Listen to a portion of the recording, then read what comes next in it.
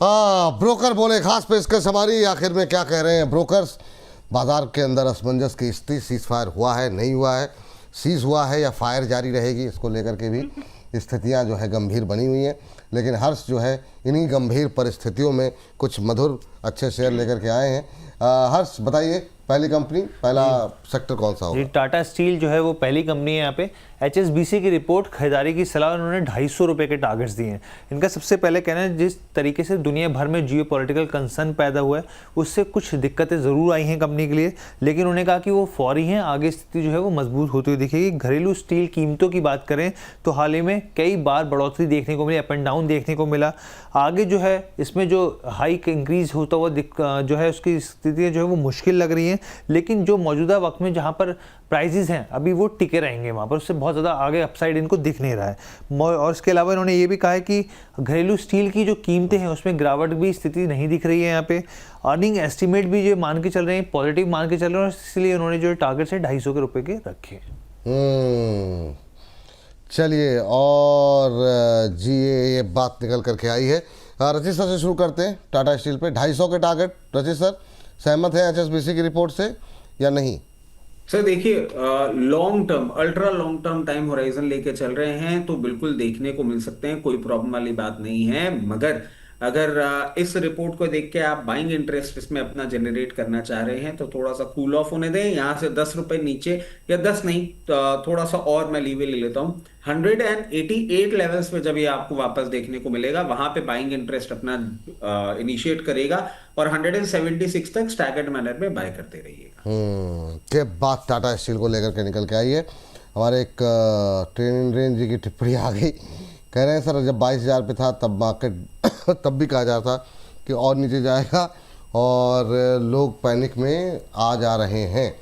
चलिए ठीक है, लेकिन इन सबके बीच में अगली टिप्पणी बात है सर, और ये मैसेजेस भी मिले मुझे कल, इसीलिए मैं एक चीज बोलना चाह रहा हूं कि मैं अपना एनालिसिस करके बैठा हुआ हूं। 26,000 से जब तक 22,000 आया था तब तक किसी को प्रॉब्लम नहीं हो रही थी। एक रिवर्सल बियर रन में भी आता है, वो बिल्कुल सही बात देखने को मिल गया है। और आप अगर अक्यूज कर रहे हैं मुझे या मेरे एनालिसिस को, which you have all the right to do that, I have no worries, but मैं एक चीज बोलूंगा, बहुत सिंपल चीज है, मैं लॉन्गर टर्म या मीडियम टर्म की बात करता हूं, मैं 2-5% की बात कभी नहीं किया और ना कर पाऊंगा। तो प्लीज अपनी एनालिस्ट को अपने हिसाब से चुने, और जिनको एनालिसिस समझ में आ रहा है वो फॉलो करें, जिनको नहीं समझ में आ रहा, मैं अकेला नहीं हूं, बहुत सारे एनालिस्ट आते हैं, आप उनको फॉलो करें। And I stick around because I can see which only I. नहीं, काफी सटीक बैठा भी सर, मतलब जिस तरीके उस समय कहीं से नहीं लग रहा था कि ये सिचुएशन आएगी और ये सिचुएशन इतनी गहरी होगी, जिस तरीके की क्राइसिस देखने को मिली है। चलिए अगली टिप्पणी लेकर के आते हैं। मैं इस पे कुछ कहना चाहती हूँ। दोनों ही तरह से बातें हैं। 60,000 61,000 पर अगर निफ्टी बैंक को कोई बेचने के लिए बोल रहा है तो आप, मतलब लोगों की फितरत है, इसको आप एक्सेप्ट ही कर लेना चाहिए। देखिए जीवन में, चूंकि मेरा भी ठीक ठाक अनुभव हो गया है, एक चीज मान के चलिए, जो आप अच्छा जो आप अच्छा कर रहे हैं उसका क्रेडिट आपको मिलेगा, इसकी कोई गारंटी नहीं है, पर आपकी अगर एक जो कमी होगी वो दुनिया को दिखाई जाएगी। ये जीवन में अब तक का अनुभव में मैं मतलब ये सीखा है। तो ये ये वास्तविकता है कि अप्रिसिएशन कम मिलता है, क्रिटिसिज्म ज़्यादा मिलता है।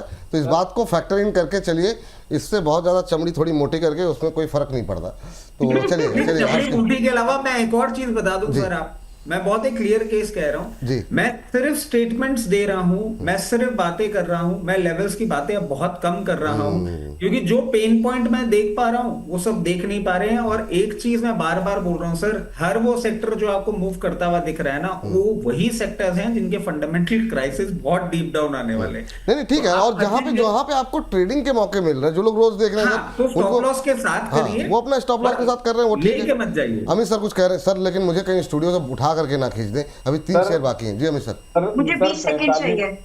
4500 से ज्यादा वीडियोस कर चुका हूँ, पिछले 6.5 सालों से सोशल मीडिया में हूँ, लगभग 3 से 4 घंटे रोज बोलता हूँ वीडियोस बनाने के लिए जी। ये एक बात सही है आपने कही, जो कि जब अच्छा हम करते हैं तो हमें 100 में से 1-2 बंदे आते हैं जो हमें अप्रिशिएट करते हैं, लेकिन बुरा करते हैं तो 100 में से 100 आते हैं और वो भी 4 बात बोलते हैं। तो 400 बातें निगेटिविटी में सुनने मिलेगी और अच्छाई में सिर्फ 2 लोग बोलेंगे। तो ये हमें एक्सेप्ट करना पड़ेगा। और इसको तो जरूरत नहीं है। इसी बात का मैं जस्ट 10 से पे कंप्लीट कर दूंगी। अपोलो माइक्रो 235 का टारगेट हो गया अपने, मतलब टारगेट अचीव। तुम लोग मुझे ऐसी बातें मत करो, क्योंकि सी इट्स अ पैनल। ऐसी बातें करोगे तो फिर जो पार्लियामेंट में जो बोलते हैं कि कोरोना वाला समय है, बच के रहो, उनको भी जाके कंप्लेंट करो फिर। Don't do this. Ambala ma'am गुस्सा मत कीजिए।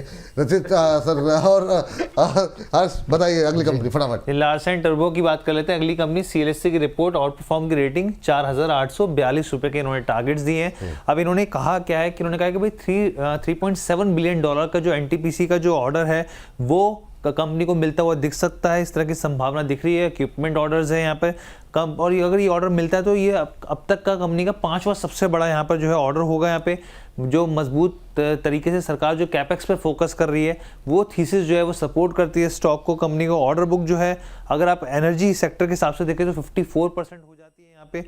वित्त वर्ष 27 तक यहाँ पे इनफ्लो जो एस्टिमेट है ये मान के चल रहे हैं 6% तक हो सकता है। वेस्ट एशिया का स्लो डाउन भले ही पड़ा हो, लेकिन जो 95% साइट्स हैं उसके ऊपर कोई इफेक्ट नहीं हुआ है। ये बात उन्होंने दोहराई, जो मैनेजमेंट ने भी दोहराई थी। चलिए सीएलएसए की रिपोर्ट 4842 का टारगेट।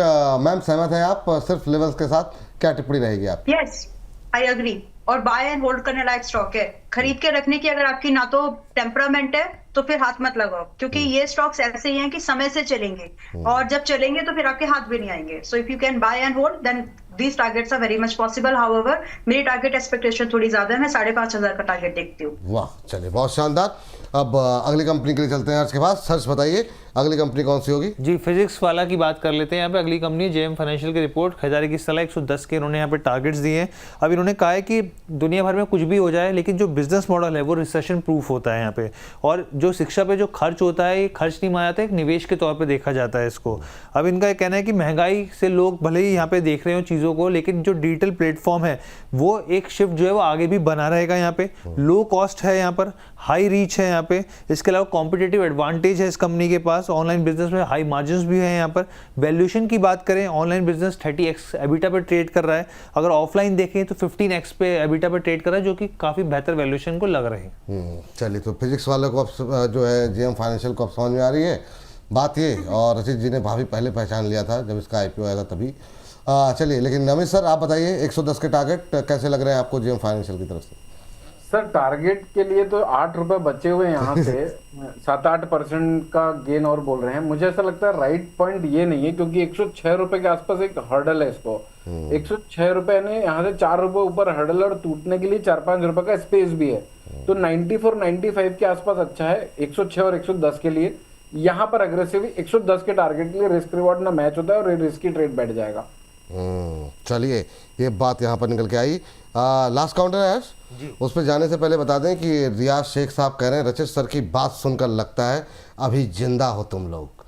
सौरभ गोयल जी कह रहे हैं फॉर रचित सर हेटर, वो लोगों के लिए सिर्फ अच्छा सोचना चाहते हैं सच में। और रशियन गेमिंग का है, I am very big fan of रचित सर। तो बहुत सारी टिप्पणियां आ रही हैं रचित सर के लिए। चलो हर्ष बताइए जी। इन्फो एज की बात कर लेते हैं। यहाँ पे अगला स्टॉक, आखिरी स्टॉक न्यूमरा की रिपोर्ट खरीदारी की सलाह और 1500 रुपये के इन्होंने टारगेट्स दिए। इनका जो कैसे हम लोग जानते हैं प्लेटफॉर्म naukri.com है, उसका जो बिजनेस है वो करीब 9.5% बढ़ता हुआ दिखा है, जो कि ठीक ठाक ग्रोथ दिखाता है। यहाँ पे 99 एकर्स है जो रियल एस्टेट की इसमें सेक्टर्स में है यहाँ पे कंपनी, उसकी ग्रोथ जो है वो धीमी रही है। यहाँ पे एजुकेशन में भी है सेक्टर में, और मैट्रिमोनियल में जीवन साथी.com है, वहाँ पे बिजनेस में कोई खास बढ़त होती हुई नहीं दिख रही है। यहाँ पे कुल मिलाकर कंपनी की ग्रोथ जो है वो 7.5% के आसपास दिख रही है, जो कि उम्मीद से काफ़ी कम है यहाँ पे। और गल्फ में भी जो है कंपनी का जो बिजनेस है वो भी काफ़ी धीमा दिख रहा है यहाँ पे। चलिए ठीक है, ये बात निकल के आई है 1500 के टारगेट। रशीद सर लेवल्स बताइए सर, क्या नवरा की रिपोर्ट से सहमत है आप इन्फोज पे? सर देखिए, मैं टारगेट्स को लेके थोड़ा सा डाइसी हो रहा हूं, क्योंकि यस इनका रियल एस्टेट बिजनेस थोड़ा सा प्रॉब्लमैटिक एरिया में ही लग रहा है। अभी फर्दर डाउनवर्ड मूव अगर आप बोलेंगे तो मैं जरूर बोलूंगा कि हाँ देखने को मिल सकता है। अभी 996 लेवल्स पे चल रहा है, 930 का 52 वीक लो है। हो सकता है आने वाले दिनों में आपको 780 840 भी दिखा दे, बट अपसाइड नहीं। I am not very happy, मुझे नहीं लगता ये है। चलिए ठीक है। ब्लैक कोबरा जी कह रहे हैं Ambala ma'am to the point, thank you Apollo, I earn 10,000 rupees, thank you. चलिए ठीक है।